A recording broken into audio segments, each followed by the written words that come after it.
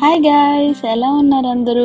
మేమైతే సంక్రాంతిని రంగోలీతో స్టార్ట్ చేసాం. మా ఆయన అందరూ మామిడి తోరణాల కోసం వెళ్ళారు. వాళ్ళు వెళ్ళి వచ్చేలోపు నా రంగోలీ కంప్లీట్ అయిపోయింది. మేమందరం టెంపుల్ కోసం రెడీ అవుతున్నాం. ఆయనకి సోక్ ఎక్కువ కాదు, కొంచెం టైం తీసుకున్నారు. మేము ఇక్కడ అయ్యప్ప స్వామి టెంపుల్కి వెళ్తున్నాం.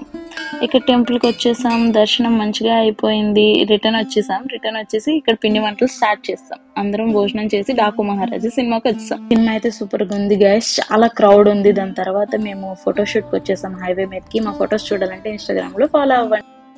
దీని తర్వాత మేము జాతరకు స్టార్ట్ అయిపోయాం గైస్. చూడండి ఇక్కడ ఎంత క్రౌడ్ ఉందో, చాలా ప్రత్యేకమైంది గైస్. సంక్రాంతి రోజు మాత్రమే జాతర జరుగుతుంది. డేకేర్కొండ జాతర అంటారు. ఇక్కడ టెంపుల్ కూడా ఉంటది, చాలా బాగుంటది. ఇక్కడ మన పలాస మూవీ షూటింగ్ కూడా జరిగింది గైస్. సో చాలా ప్రత్యేకమైంది మాట. ఇది చాలా ఫేమస్ మా ఊర్లోని. రిటర్న్ వచ్చేసాం మేము. మీ సంక్రాంతిని ఎలా జరుపుకున్నారో చెప్పండి.